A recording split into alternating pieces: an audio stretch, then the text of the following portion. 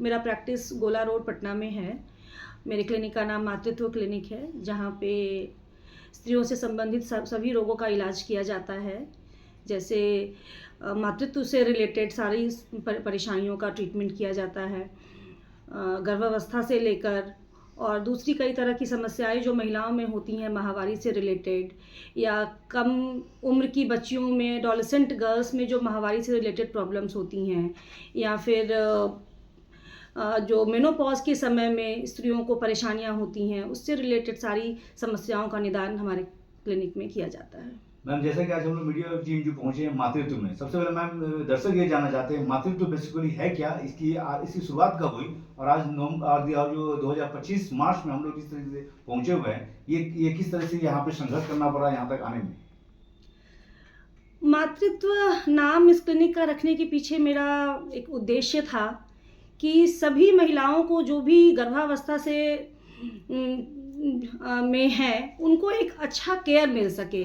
मतलब जिस दिन से प्रेगनेंसी की शुरुआत होती है और जिस दिन बच्चा उनके गोद में आता है, वो पूरी जो एक जर्नी है, जो 9 महीने की जो जर्नी है, महिलाओं के लिए बहुत कठिन होती है। उनके मन में कई सवाल होते हैं, कई सारी परेशानियां होती हैं। जो लोग जाते हैं कई जगह, लेकिन अपनी मन की बात पूरी तरह से डॉक्टर्स को बता नहीं पाते हैं। तो मेरा पहला उद्देश्य यही है कि मैं उनकी सारी कठिनाइयों को सुनूं और उनका निदान अच्छे से कर सकूं।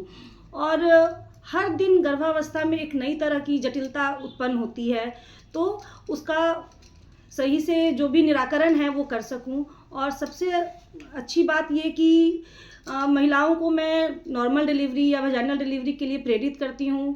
और सिजेरियन के रेट्स चूँकि इतने ज़्यादा बढ़ गए हैं आज के डेट में, तो मेरा प्रयास रहता है कि मैं महिलाओं को प्रेरित करूं नॉर्मल डिलीवरी के लिए।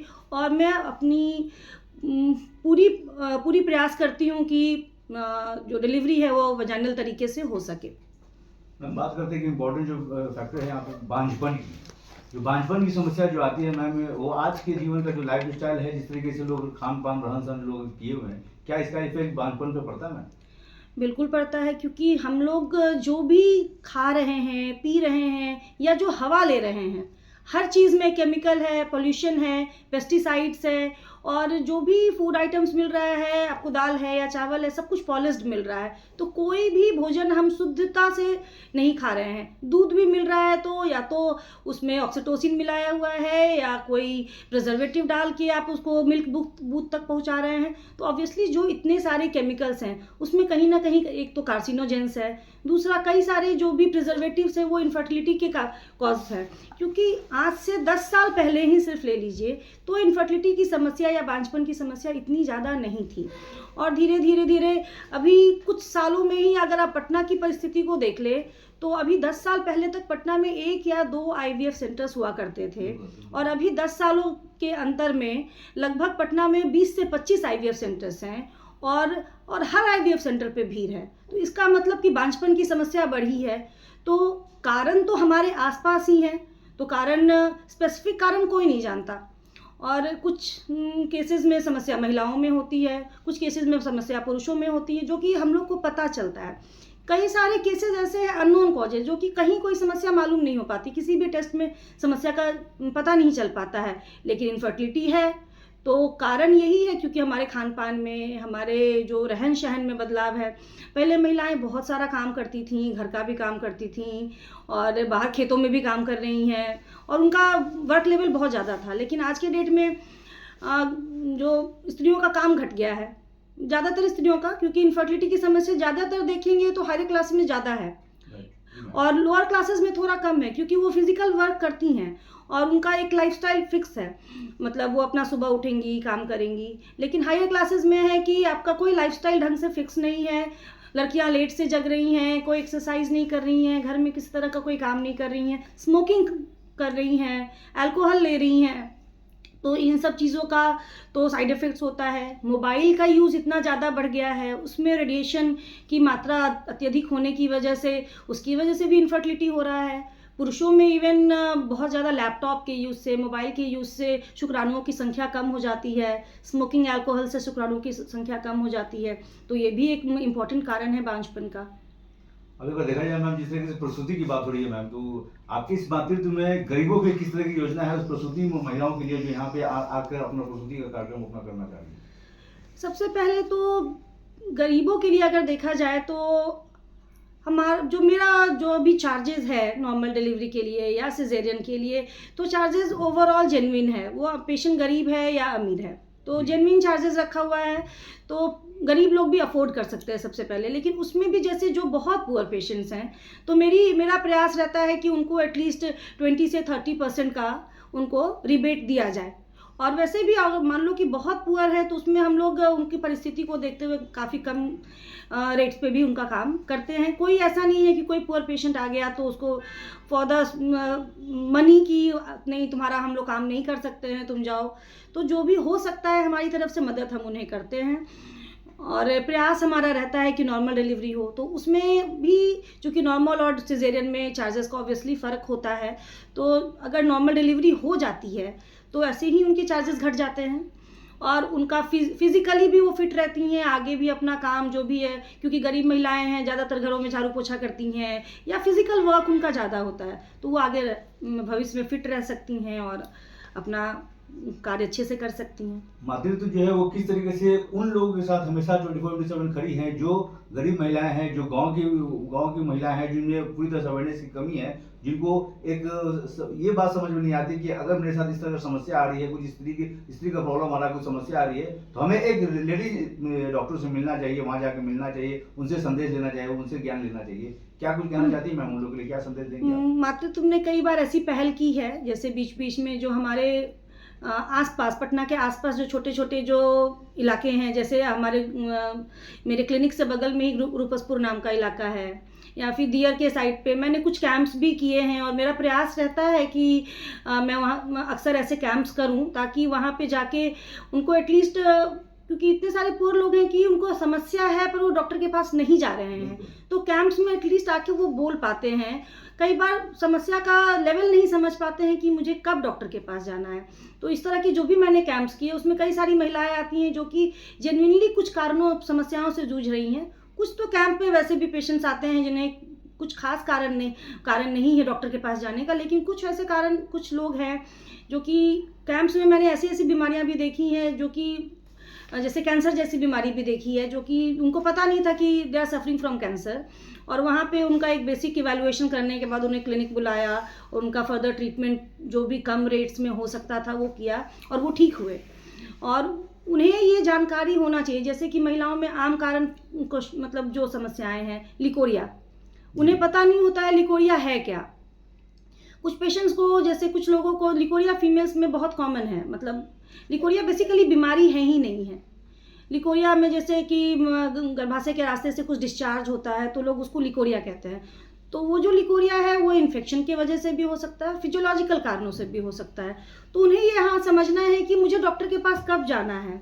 तो मान लीजिए लिकोरिया में आपको दर्द हो रहा है, या बदबू आ रही है, जनांगों में खुजली हो रही है, या और भी किसी तरह की समस्या माहवारी से रिलेटेड उसकी वजह से होने लगा, तो डॉक्टर के पास जाना है। तो ये उनको कौन बताएगा कि क्या समस्या, किस समय उनको डॉक्टर से मिलना है। फिर कई सारे जो हैं कि आज जो सर्वाइकल कैंसर, ब्रेस्ट कैंसर, इन सब चीज़ों के बारे में लोगों को कुछ नहीं पता है, तो उनके लिए भी बीच बीच में अवेयर करना चाहिए। और साथ में ब्रेस्ट कैंसर ब्रेक संदेश महिलाओं को, सबसे पहले तो आपको जानना चाहिए कि माहवारी एग्जैक्टली क्या उसका नॉर्मल पैटर्न है। कई बार जैसे कि नॉर्मल पैटर्न होता है 28 दिन का माहवारी का साइकिल होना चाहिए, लेकिन कोई भी, क्योंकि हम लोग सब प्राणी मतलब जीवित लोग हैं, तो किताब में जो लिखा है वो एग्जैक्टली हमारे ऊपर लागू नहीं होता है, तो एक ±7 दिन का हम लोग मार्जिन लेके चलते हैं। तो 28 दिन से 7 दिन पहले या 7 दिन बाद भी अगर मासिक आ रहा है, जैसे 21 दिन से लेके 35 दिन का अगर आपका साइकिल चल रहा है तो उसको नॉर्मल मानते हैं। लेकिन अगर 21 दिन से पहले आपकी माहवारी आ जाती है या 35 दिन से ज़्यादा का ऊपर हो रहा है, तो मतलब कि आपकी माहवारी में कोई समस्या है, आपको डॉक्टर से मिलना चाहिए। दूसरा, फ्लो, कि आपके पीरियड्स में कितना फ्लो हो रहा है। तो अगर दिन में आप 2 से 3 पैड का इस्तेमाल कर रही हैं, बहुत बड़े बड़े ऐसे खून के थक्के नहीं गिर रहे हैं, तो ये मतलब सब कुछ ठीक है। लेकिन अगर पैड्स की संख्या ज़्यादा है या थक्के ज़्यादा आ रहे हैं, इसका मतलब कि हेवी ब्लीडिंग है, तो आपको डॉक्टर से मिलना चाहिए। या आपकी माहवारी में बहुत कम ब्लीडिंग हो रहा है, 1 या 2 दिन ही रह रहा है, थोड़े बहुत दाग धब्बे लग के चले जा रहे हैं, तो इसमें भी कोई समस्या होने की संभावना होती है, तो आपको उस केस में भी मिलना चाहिए। ये सीधा-सीधा असर खान-पान पे पड़ता है? बिल्कुल, इन सब चीज़ों का मतलब खान-पान से, लाइफ़स्टाइल से बेसिकली। अब जैसे माहवारी आजकल की जो यंग जो गर्ल्स हैं हमारे पास, जो भी 100% गर्ल में अगर देख लो जो आ रही हैं हमारे पास, उसमें 70% लड़कियाँ माहवारी के प्रॉब्लम से आ रही हैं कि महीना लेट से आता है, 2 महीने पे आता है, 3 महीने पे आता है, 6 महीने से आया ही नहीं। तो ये एक बहुत इम्पॉर्टेंट बीमारी है पीसीओडी, पॉलीसिस्टिक ओवेरियन डिजीज़, जो कि लाइफ़स्टाइल की वजह से ही हो रहा है। Infertility, polycystic ovarian disease, endometriosis, breast के कई सारे प्रॉब्लम सब लाइफस्टाइल की वजह से हो रहे हैं, स्ट्रेस से हो रहा है। उनका जो डायरनल जो वेरिएशंस है, रात को नहीं सो रहे हैं, दिन को सो रहे हैं, तो आपके हार्मोन्स सब उल्टे-पुल्टे हो रहे हैं, जिसकी वजह से इस तरह की समस्याएं उत्पन्न हो ये रही सारी हैं। समस्या जो आपने अभी बताई, सारी समस्या का निदान जो है वो मातृत्व क्लिनिक में पूरी तरह से यहाँ पे सफिशिएंट है, एक बेहतर है यहाँ पे मैम। बिल्कुल, बिल्कुल, हम सारी ही समस्याओं का निदान करते हैं और जो भी इस तरह की परेशानियां हैं, जिनको दवाइयों के द्वारा या सर्जरी के द्वारा सभी चीज़ों की फैसिलिटी उपलब्ध है यहाँ पे। लेप्रोस्कोपी एक वर्ड्स आ रहा है मैम, क्या कुछ खास है मैम लेप्रोस्कोपी के बारे में और महिलाओं को बताएं? लैप्रोस्कोपी दूरबीन द्वारा की जाने वाली सर्जरी है। जैसे जो ऑपरेशन पेट काट के, जो एक बित्ता पेट कटता है, मतलब लगभग 8 से 8 इंच के आसपास, या जो भी एक हम लोग पेट काट के जो भी सर्जरी करते हैं, जैसे कुछ सर्जरी जैसे बच्चेदानी निकालना, किसी तरह की ओवरी में गांठ हो गई है उसके वो, या बच्चेदानी में किसी तरह का गांठ है, तो जैसे हिस्टेरेक्टमी, बच्चेदानी निकालने का ऑपरेशन, कोई रसौली पेट में हुई है तो उसको निकालने का ऑपरेशन, या अंडाशय में किसी तरह की परेशानी, तो ये सब सर्जरीज के लिए जो पहले पेट काट के ऑपरेशन करना पड़ता था, जिसमें कि मरीज को पहले तो 7 से 8 दिन तक हॉस्पिटल में रखते थे, टाका काटते थे, फिर भेजते थे। वैसे आज के डेट में ओपन सर्जरी में भी 3 से 4 दिन में हम पेशेंट को डिस्चार्ज कर देते हैं, लेकिन पेशेंट्स को तकलीफ रहती है 1 से 1.5 महीने, थोड़ा टाकों में दर्द रहता है। और अगर यही ऑपरेशन दूरबीन के द्वारा किया जाए तो मरीज 1 से 2 दिन में घर चली जाती है और उनकी रिकवरी बहुत फास्ट होती है। वो 10 दिन में अपना ऑफिस, अगर वर्किंग महिलाएं हैं, 1 हफ्ता 10 दिन में अपना ऑफिस ज्वाइन कर सकती हैं और रिकवरी फास्ट है तो इजीली अपने घर के भी हाउस होल्ड काम अच्छे से कर सकती हैं। ऐसे में मैम जो जिस तरह की समस्या है, जो उसका निदान जिस मातृत्व में होती है, महिलाओं को एक संदेश ये देते हैं कि आप बेझिझक यहाँ पे आए, यहाँ पे खर्चों का आप समस्या ना समझे, सिर्फ अपना इलाज करवाएं और यहाँ से स्वस्थ होकर जाएं। मैं आप सभी बहनों से यही रिक्वेस्ट करती हूँ कि आपके पास जो भी समस्या है उसको आप लेके मेरे पास आएँ और खर्च के लिए बिल्कुल भी फिक्र ना करें, क्योंकि हम लोग बहुत ही जेन्युइन रेट्स पे काम करते हैं। लेकिन फिर भी आप उतने रेट्स पे भी अगर अफोर्डिंग नहीं है तो आप आके मुझसे डायरेक्टली मिले और उसमें जो भी उसमें आपको रियायत होगी वो बिल्कुल की जाएगी। और जो भी आपके हेल्थ से जुड़ी समस्या है उसको बोलना सीखें। सबसे पहले तो महिलाएं अपनी समस्याएं घर के लोगों को भी नहीं बताती हैं और वो अपनी समस्याओं को दबा के रखती हैं, कई बार खर्चे के डर से, कई बार अगर आपके पास पैसे की कमी है तो हम हर गुरुवार को फ्री सेवा देते हैं। उसके लिए आप पहले से बुकिंग करा सकती हैं और गुरुवार को आकर मिल सकती हैं। मैम महिला आपसे एड्रेस जानना चाहती है और आपका कॉन्टैक्ट नंबर जानना चाहती है अपॉइंटमेंट के लिए? मेरा क्लिनिक गोला रोड में लेन नंबर 4 में मातृत्व क्लिनिक है और इसका कॉन्टैक्ट नंबर है 7258914011। जाते जाते मैम एक संदेश ये दे दे, होली का शुभ अवसर आ रहा है मैम, क्या कुछ शुभकामना संदेश, किस तरीके शुभकामना संदेश देंगे मैम मातृत्व क्लिनिक की तरफ से, पूरे परिवार की तरफ से और पूरे पटना वासी, पूरे दानापुर वासी, पूरे बिहार वासी, पूरे भारतवासियों को एक शुभकामना संदेश होली पे?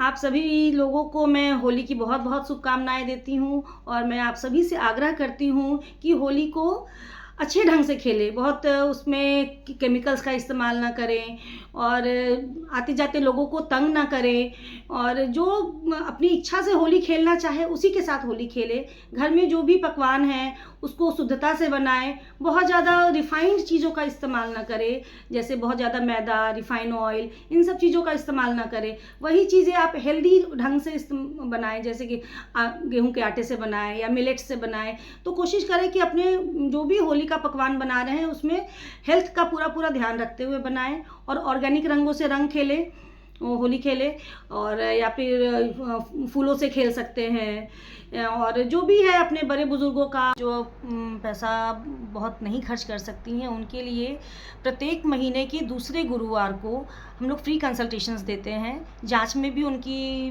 रियायत की जाती है 20% के लिए, और जो भी दवाइयाँ हैं उसमें भी 10% का डिस्काउंट उनको रहता है।